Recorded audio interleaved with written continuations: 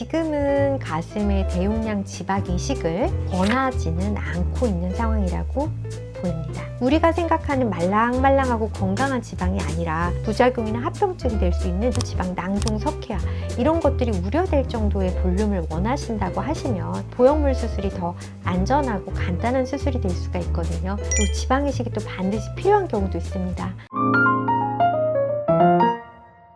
안녕하세요. 성형외과 전문의 의학박사 아틀리에 성형외과 원장 고주영입니다. 원장님, 가슴 수술을 생각하시는 분들 중에 지방 이식을 고민하는 분들도 굉장히 많더라고요. 네. 지방 이식 해도 되는 건가요? 우리가 가슴 성형에 있어서 지방 이식의 역사는 굉장히 오래됐거든요. 주로 우리가 언제 가슴에 지방 이식을 했었나 이렇게 우리가 생각을 해보면 제일 먼저 많이 활용이 됐던 게 유방암 수술 이후에 가슴이 소실되고 이러신 분들 중에서 더군다나 방사선 치료를 하게 되면 조직이 많이 약해집니다. 딱딱해지고 혈류도 안 좋아지고 이런 분들이 있을 때 우리가 거기에 이제 건강한 소량의 지방을 이식을 함으로 인해서 조금 더 살을 부드럽게 해주고 이런 목적으로 지방 이식을 했었고요.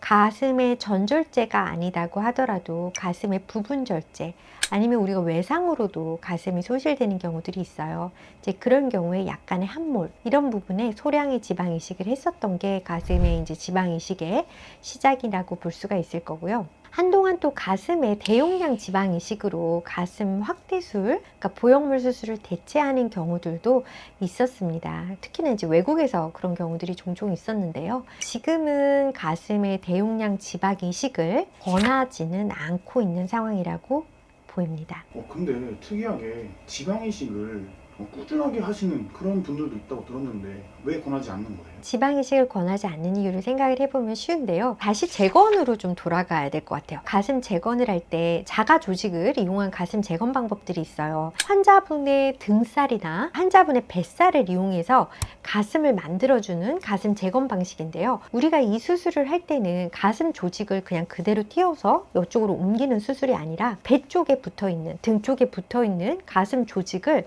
먹여 살리는 혈관, 동맥, 정맥 이거를 그대로 잘 박리를 해서 다시 가슴 쪽 안쪽에 있는 인터코스탈 머슬 사이에 있는 인터널 만마리 아터리라는 게 있어요. 그러니까 가슴 속 동맥이죠. 이쪽 툭 동맥, 정맥에 이어주든지 아니면 겨드랑이 쪽으로 가는 혈관이 이어주든지 해서 배 조직, 등 조직을 그대로 먹여 살릴 수 있게 재건을 하거든요. 왜 우리가 뱃살을 이대로 떼서 이렇게 안 옮길까요? 썩어버립니다. 조직이라는 건 사실 혈류 공급이 돼야지 사는 거거든요. 어떤 혈류가 먹여 살릴 수 있는 범위가 있어요. 그런데 우리가 지방을 뽑아서 지방을 이식을 해요.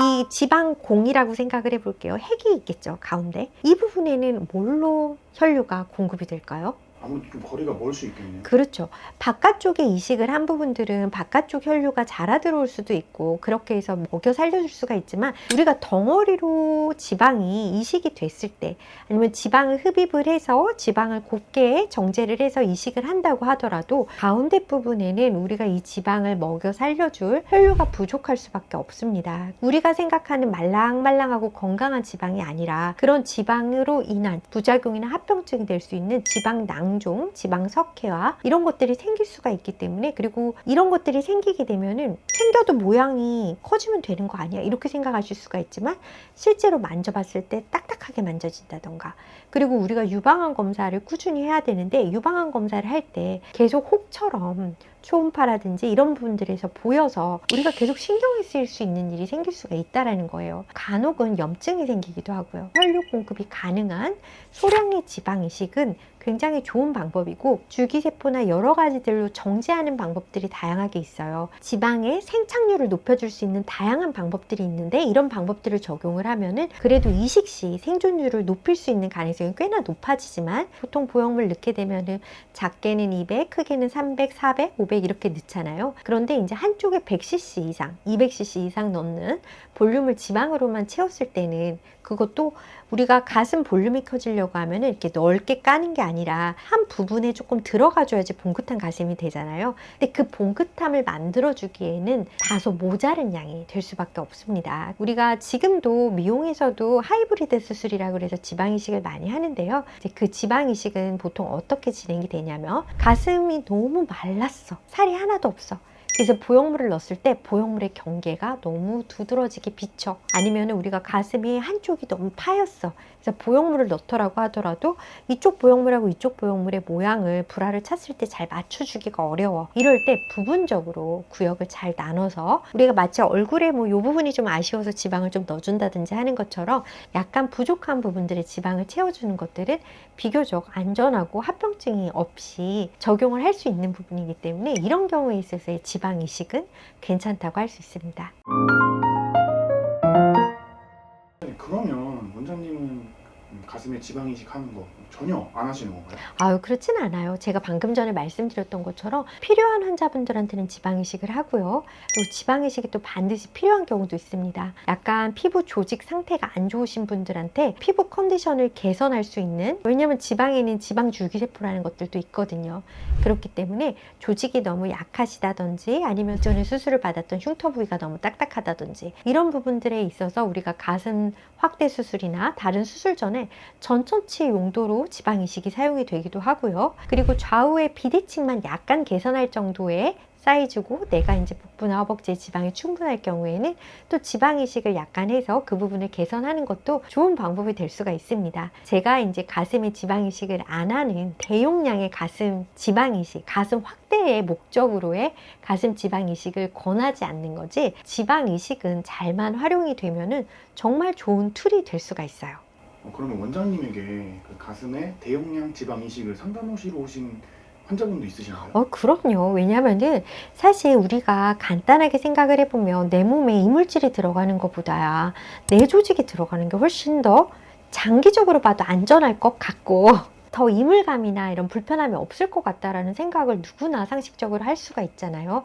그렇지만 아직까지는 기술적인 한계가 있고, 그리고 지방 자체를 이렇게 우리가 건강하게 생착시키는 데 있어서 대용량에 있어서의 안전성이 아직 충분히 검증되지 않은 상태이기 때문에 내가 지방 이식을 통해서 원하는 볼륨의 사이즈가 안전하게 가능한 범위라고 하면 지방 이식을 해드리기도 하고 할 수도 있지만, 아까 좀 말씀드렸던 것처럼 지방 낭종 석회화 이런 것들이 우려될 정도의 볼륨을 원하신다고 하시면 보형물 수술이 더 안전하고 간단한 수술이 될 수가 있거든요. 그래서 그런 부분들에 대해서는 충분히 환자분들과 상담을 하고 환자에게 가장 좋은 방법이 뭘지 같이 고민해서 결정 내리는 것이 필요하다고 할 수 있겠습니다. 그러면 가슴에 대용량 지방 이식 뭐 형태나 촉감, 모양 이런 부분만 보자면 또 어떻게 평가하세요? 이제 우리가 좋은 수술이다 라고 얘기를 할 때는 예측 가능성이라는 게 있어요. 그러니까 우리가 이 수술을 했을 때 이렇게 돼야 된다 라는 것이 있어야 그 수술을 하는 거죠.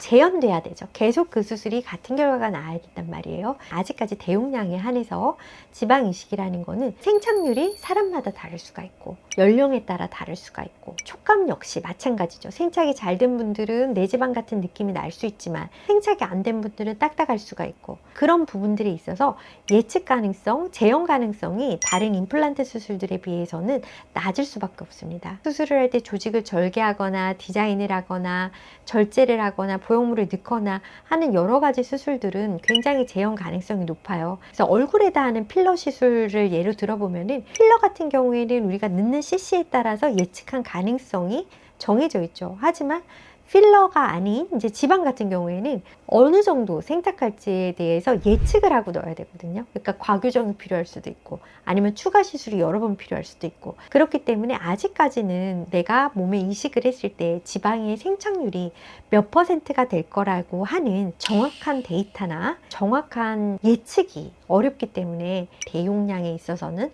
아직까지는 의사들이 권장하는 수술은 아니라고 보시면 됩니다. 그러면 가슴 대용량 지방 이식은 보형물 수술보다 더 변수가 많고 위험한 수술이네요. 그렇게 이해하셔도 되세요. 병원에서 확대 수술을 할 때 보형물을 사용하는 이유는 우리가 지방 이식이 불편해서도 아니고요.